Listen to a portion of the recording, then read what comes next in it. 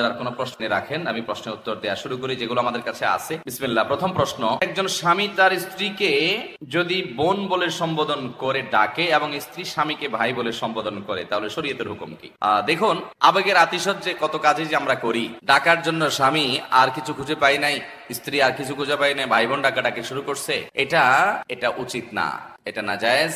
যদি এর কারণে বৈবাহিক সম্পর্কে কোনো অসুবিধা হবে না, কিন্তু এটা করা যাবে না। আবু দাউদে বর্ণিত একটা হাদিস আমরা পাই, যে হাদিসে নবী করিম সাল্লাল্লাহু আলাইহি সাল্লামের একটা ঘটনা এভাবে বর্ণিত হয়েছে যে তার সামনে এক ভদ্রলোক তার স্ত্রীকে হে বোন এরকম করে সম্বোধন করেছে। তো নবী করিম সাল্লাল্লাহু আলাইহি সাল্লাম বিষয়টাকে ভালোভাবে নেন নাই। তিনি বললেন যে এই লোকটা তোমার, এই ভদ্রমহিলা তোমার বোন, কি বলে ডাকলা তুমি? অর্থাৎ তুমি তাকে বোন কেন বললে? বোন তো হলো তিনি যার সাথে আপনার বৈবাহিক সম্পর্ক বৈধ নয়, তিনি তো আপনার রক্ত সম্পর্কীয় মাহরাম নারী, যার কারণে বোনের সাথে আপনার যে রিলেশন স্ত্রীর সাথে সেরকম রিলেশন নয়, বিধায় স্ত্রীকে বোন বলা কিংবা স্বামীকে ভাই বলা। অনেক মহিলা আছে স্বামীকে আবেগের আতিশয্যে বলে আরে ভাই, ভাই বলে না, এরকম ভাই বলা যাবে না। যদি কেউ বলে এর কারণে তালাক হয়ে যাবে না, বিচ্ছেদ হবে না, আবার ভুল বুঝবেন না, বড় কোনো সমস্যা হবে না, কিন্তু এরকম না বলা ভালো, এটা বলা উচিত না। অন্য কোনো কথা বলবে। আমাদের দেশে আজকাল তো পশ্চিমা ধ্যান ধারণা এবং সংস্কৃতির প্রভাবে স্বামী স্ত্রী সবাই সবাইকে নাম ধরে ডাকাডাকি, এমনকি স্ত্রীর স্বামীকে নাম ধরে ডাকাডাকি করে। এটাকে শিক্ষিত সমাজের মধ্যে এটাকে মোটামুটি বেশ আধুনিকতা একটা ভাব আনার চেষ্টা করা হয়। আমি প্রায়শ বলার চেষ্টা করি, দেখুন, পশ্চিমাদের গোলামি, তাদের অন্ধ অনুসরণ এবং তাদের কাছে নিজেদেরকে তুচ্ছ মনে করা, এই হীনমন্যতা খুব ভয়ঙ্কর আকার ধারণ করেছে। ওরা সভ্যতা শিখেছে এই ভারত উপমহাদেশ থেকে, আমাদের থেকে। ওদের অনেক কিছু ওরা এখান থেকে শিখে গেছে। এবং সবচেয়ে বড় কথা হলো, পারিবারিক ব্যবস্থাপনা বলতে যদি কিছু থাকে পৃথিবীতে, তাহলে পশ্চিমারা শত শত হাজার হাজার মাইল পিছিয়ে আছে এখনো আমাদের এই অঞ্চলে মানুষদের কাছ থেকে। এই অঞ্চলে মুসলমান বলুন, এমনকি হিন্দুরাও, বিভিন্ন ধর্মের মানুষরা তাদের পারিবারিক যে বন্ধন, এই বন্ধনটা পশ্চিমারা কখনো কল্পনাও করতে পারে না। তাদের পারিবারিক বন্ধনটা হলো আমাদের দেশের ওই আপনার শোবিজের বিভিন্ন তারকাদের মতো, যে বিয়ে হইতে দেরি, ভাঙতে যত আওয়াজ করে বিয়ে হয় তত আওয়াজ করে আবার একই বছরে বিয়ে, একই বছরে বাচ্চা, একই বছরে বিচ্ছেদ, আবার জোড়া, আবার বিচ্ছেদ, এরকম একটা ভয়ঙ্কর খেলা সবসময় হতে থাকে। তো এই অতি আধুনিকতার নামে পশ্চিমাদের অন্ধ অনুকরণের কোনো প্রয়োজন নাই। আমাদের চাইতে রিচ কালচারাল ভাবে ওরা কখনো হতে পারে নাই, পারবেও। বিধায় স্বামী স্ত্রী একে অন্যকে শ্রদ্ধা করে বিভিন্নভাবে ডাকবে। বিশেষ করে একটা সুন্দর কালচার হলো, সন্তান হয়ে গেলে সন্তানের নাম ধরে বলা, অমুকের মা, অমুকের বাবা। হ্যাঁ, সন্তানের নাম যদি আব্দুল্লাহ হয় তাহলে আব্দুল্লাহর বাবা, আব্দুল্লাহর মা বলে ডাকলে এটা সবচেয়ে শ্রদ্ধা এবং সম্মান দেখানোর একটা দারুণ উপায়। এছাড়া অন্য কোনো ভাবে স্বামী তার স্ত্রীকে নাম ধরে ডাকতে পারেন। হ্যাঁ, স্ত্রী স্বামীকে নাম ধরে ডাকলেও যে গুনাহ হয়ে যাবে বা কোনো পাপ হয়ে যাবে ব্যাপারটা সেরকম না। বিষয় হলো যে উদ্দেশ্য কি। যদি তুচ্ছ করা উদ্দেশ্য হয় যে সে আমার মতোই, রেসপেক্টের জায়গা যদি না থাকে, তাহলে সেক্ষেত্রে সেটা অনুচিত হবে। বাট যদি কেউ ডাকে এবং এখানে অসম্মান উদ্দেশ্য না হয়, তাহলে সেক্ষেত্রে কোনো অসুবিধা নাই। আরবরা অনেকেই একে অন্যের নাম ধরে ডাকাডাকি করে এবং এটাকে তারা কোনো দর্শনীয় মনে করে না। এটা আসলে নির্ভর করে আমাদের এই আঞ্চলিক যে ব্যবহার আছে, আঞ্চলিক যে প্রয়োগ আছে, আঞ্চলিক যে কালচার আছে, সেটার উপরে। আমাদের এই অঞ্চলে সাধারণত নাম ধরে সম্মানিত মানুষকে ডাকা হয় না, যার কারণে নাম ধরে না ডেকে এমনভাবে ডাকা উচিত যাতে সম্মানিত বোঝা যায়। কিন্তু সর্বাবস্থায় স্বামী স্ত্রী একে অন্যকে ভাই বোন বলে সম্বোধন করা উচিত হবে। এরপরে প্রশ্ন, স্ত্রী মারা গেলে স্বামী দেখা জায়েজ হবে কিনা?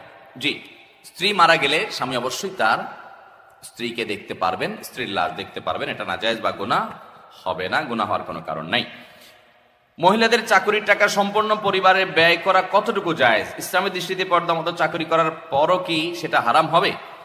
না ভাই, সেটা হারাম হবে কেন? কোনো নারী যদি পরিপূর্ণ পর্দা মেনটেন করে কোনো চাকরি করেন এবং কোনো ব্যবসা পরিচালনা করেন নিজের বাসা বাড়ি থেকে, নিজের অফিস থেকে, সেফ জায়গা থেকে, তার পর্দার কোনো অসুবিধা নেই, তার পার্সোনালিটিতে কোনো অসুবিধা তৈরি হয় না, হ্যাঁ, পর্দার বিধিবিধান মেনে যদি তিনি কোনো চাকরি করেন, সেটা জায়েজ হবে।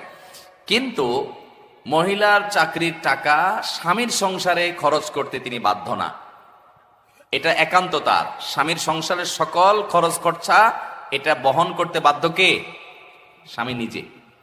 এখন স্ত্রী যদি স্বামীকে দয়া করে কিছু দান দক্ষিণা করে, কিছু দেয় আল্লাহর হস্তে, তাহলে সেটা স্বামীর জন্য খাওয়া জায়েজ আছে, সেটা দয়া হিসাবে। তা আমাদের দেশে এসব নাই। বহু ছোট লোক স্বামী আছে যে বউয়ের চাকরির টাকার সবটুকু দখলে নিয়ে নেয়, আছে না নাই? ইসলাম অর্থনৈতিক ব্যাপারে একেবারে পরিষ্কার অবস্থান নিতে বলেছে। আমাদের দেশে স্বামী স্ত্রীর টাকা পয়সার মধ্যে যত গোজামিল আছে আর কোথাও এই গোজামিল নাই। স্ত্রীর যে গহনা, এটার মালিক কে বলেন তো? স্ত্রী। বুঝে শুনে বলতেছেন? বউয়ের যে গহনা, তার যে অলংকার, স্বর্ণ, এগুলার মালিক কি বউ নিজে না স্বামী? এবার বলে স্বামী। কথা উল্টে গেছে। দেখেন, আপনারাই সন্দেহের মধ্যে পড়ে গেছেন। আমি যে গোজামিল বলছি সাথে বলছি। আচ্ছা, বউ মালিক যদি হয়, তাহলে আপনি বিদেশ যাওয়ার সময় এই স্বর্ণগুলা যদি বউর কাছে বলেন যে স্বর্ণগুলা দাও বিক্রি করে, আমার ভিসা কিনে বিদেশ যাব, আমি বিদেশে গেলে আবার তোমার কিনে দিব। বউ যদি বলে যে স্বর্ণ যেহেতু আমার, আমি তোমাকে দেব না, কারণ কেউ আমার কাছ থেকে লোন চাইলেই কি আমি দিতে বাধ্য? আমার বিশ্বাস হয় না তুমি আবার কবে চাকরি করে টাকা কামায় আমার দিতে পারবা কি পারবা না, সরি আমি তোমাকে দিলাম না। কি বলেন? এ অধিকার মহিলাদেরকে দেওয়া হয়? কোন ফ্যামিলিতে আছে এটা? কোন মহিলা যদি এটা বলে, ওই ঘরের ভাত কি তার কপালে আর জুটবে? কি বলেন? তাহলে মহিলা মালিক কেমনে হইল? একটু আগে না বললেন মহিলা মালিক? তো মালিক হলে মালিকের এই দুরবস্থা থাকে? আচ্ছা, আরেকটা এক্সাম্পল নেই চলেন। যদি কোনো মহিলা বলে যে স্বর্ণ গহনা এগুলো তো আমাকে দিয়ে দিছো তুমি, তোমার বাপরা দিছে, তোমরা দিছো, বিয়ের সময় মহর হিসাবে দিছো, যেমনি দিছো, এখন যেহেতু এটার মালিক আমি, তো আমি এগুলো বিক্রি করে আমার ভাইটা বেকার আছে ওর দিয়ে দিব, আমার বোনটা একটু কষ্ট আছে ওকে দিয়ে দিব, আমার বাপ মাকে আমি গিফট করব, অথবা আমি একটু মার্কিন টার্কিং করবো, আমার যা খুশি তা করব। মহিলা যদি সব স্বর্ণগুলো নিয়ে স্বর্ণকারের দোকানে বিক্রি করে ফেলায়, কি বলেন? ওই সংসারে ভাত খাইতে পারবে? তাহলে সে মালিক কেমনে হইল বলেন তো? আচ্ছা, এবার আপনি বলবেন তাহলে ঠিক আছে হুজুর, তাহলে স্বামী মালিক। তাইলে আরেক ভেজাল হবে। স্বামী যদি মালিক হয়, তাহলে স্ত্রীকে যে মহারণা দিছে, এ মহারণা যদি তার মালিকানাই থাকে, মহারণা আদায় হয়েছে? বুঝেন নাই কথা? আপনি 5 ভরি 3 ভরি 2 ভরি স্বর্ণ দিলেন, কি বাবদ? মোহর বাবদ। মোহরটা এটাতে স্ত্রীর প্রাপ্য। আল্লাহ বলেছেন ওয়া আতুন নিসা সাদকাতিহিন্না নিহলা। মহিলাদেরকে এত ঠকান এদেশে ঠকানো হয়, পৃথিবীর অন্য কোনো দেশে আছে কিনা জানি না আমি।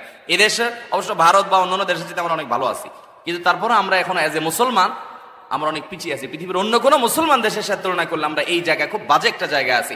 মহিলাদের অধিকার আমরা নষ্ট করি, ধ্বংস করি। আল্লাহ বলেছেন ওয়া আতুন নিসা সাদকাতিহিন্না নিহলা, মহিলাদের মোহর এটা তাদের প্রাপ্য অধিকার, আদায় করে দাও। কয়জন মায়ের পুত বাপের পুত আছেন এখানে? হাত তুলে বলতে পারবেন বউয়ের মোহর সব আদায় করে দিছে? হাত তুলেন তো দেখি। এরকম বাপের পুত যারা আছেন হাত তুলেন দেখি। দেখেন, একজন বাপের পুত পাইছি আর সব মায়ের পুত। পিছনে দেখিনি আমি, সামনে দেখতেছি তো, আমার তো পিছে চোখ নাই রে ভাই। আচ্ছা নামান। আর বাকি যে হাত উঠলো না, কাহিনী কি?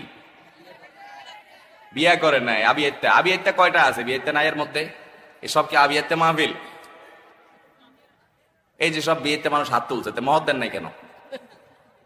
ভাইরা আমার, স্ত্রীর মহারণা পরিশোধ করে দিবেন, খবরদার। এটা তার প্রাপ্য অধিকার, এবং দেওয়ার পরে বলে দিবেন এটা তোমার রাইট। তুমি কি তোমার বাপেরই দিবা না, তোমার ভাইকে দিবা না, তোমার বোনকে দিবা না, তুমি দান করবা না আমাকেও কিছু দিবে, এটা তোমার ব্যাপার। স্বাধীনতা তাকে দিতে হবে। আমরা অনেকে এই ক্ষেত্রে অনেক অবিচার করে থাকি। মহারণা পরিশোধ করবেন তো ইনশাআল্লাহ? একসাথে পরিশোধ করার ক্ষমতা না থাকলে স্ত্রীর কাছে একটা দরখাস্ত লিখবেন, বরাবর মোহতারামা বিষয় কিস্তিতে মহারণা পরিশোধের আবেদন, যথাবিহিত সম্মান প্রদর্শন পূর্বক নিবেদন, এই যে আমি আপনার সম্পর্কে স্বামী হই, মোহরের টাকা এত লাখ টাকা ধরা হয়েছে আমার অযোগ্যতা সত্ত্বেও, আমি সেজন্য দুঃখ প্রকাশ করছি। একসাথে আপনার মোহর পরিশোধ করিবার সামর্থ্য আমার নাই, অতএব আমি কিস্তিতে আপনার মোহর পরিশোধ করিতে ইচ্ছুক, বিধায় আমার দরখাস্ত মঞ্জুর করিয়া বাধিত করিবেন। বিনীত নিবেদক, আপনার অধম স্বামী। এরকম দরখাস্ত বউয়ের কাছে লিখে, দরখাস্ত লেখা লাগবে, এটা মজা করে বললাম, মানে বউকে আপনি প্রয়োজনে কিস্তিতে দিবেন, কিন্তু মোহর দিতে হবে। দিবেন তো ইনশাআল্লাহ? এবং দেওয়ার পর আবার ছোট লোকের মতো দাঁড়ায় থাকবেন না যে কি করবা, সে কি করবে এটা তার ব্যাপার, আপনি তাকে জোর করতে, হ্যাঁ অবশ্যই। এটা শুনে আবার আমাদের মা বোনরা মাস্তানি শুরু করেন না যে স্বামীকে আর জিজ্ঞাসা করবো না, যা খুশি করবো। আমাদের দেশে বেশিরভাগ মানুষ মধ্যবিত্ত, নিম্ন মধ্যবিত্তের মানুষ। স্বামী স্ত্রী পরামর্শ করে যাতে এটা কল্যাণকর কিছু হয় সেটা করবেন। আমি আমার মোহরের টাকা দিয়া আমার স্ত্রীকে 1 কাঠা জায়গা কিনে দিয়েছি কামরাঙ্গীর চরে, এবং ভদ্র মহিলাকে মোহরের টাকা দেওয়ার পরে দেখি বাসায় ফেলে রাখছে অনেক দিন। কি ব্যাপার, বাসায় ফেলে রাখছো কেন? তোমার মোহরের টাকা আমার বাসায় এই আলমারিতে কেন? তো বলে আমি কি করব? আমি বললাম এটা তোমার দায়িত্বে নাও, তোমার ড্রয়ারে নাও, তোমার নিয়ন্ত্রণে নাও। বলে আমি কি করব? আমার দেশে মেয়েরা এত আলাবোলা, এত সোজা, ওই সুযোগে পুরুষগুলা সব বাটপারি করে মেয়েদের সাথে। অতএব বাটপার স্বামী হবেন না, ভালো স্বামী হবেন। বইয়ের যদি গহনা বিক্রি করা লাগে তার অনুমতি নেবেন। যাই হোক, আমার মূল প্রশ্নের উত্তরে আবার ফিরে আসি। স্ত্রী যদি টাকা পয়সা উপার্জন করে, এগুলোর মালিক স্ত্রী। তবে স্বামী যদি তাকে নিষেধ করে, অনুমতি না দেয়, ইসলামী শরীয়তের দৃষ্টিকোণ থেকে তিনি বাইরে চাকরি বা জব করবেন না। কিন্তু অনেক নারী আছেন যে বাবা মার সেবা করা দরকার, বাবা মার অর্থনৈতিক দুর্বলতা আছে, আর্থিক দুর্বলতা আছে, তিনি হেল্প করতে চাচ্ছেন, তিনি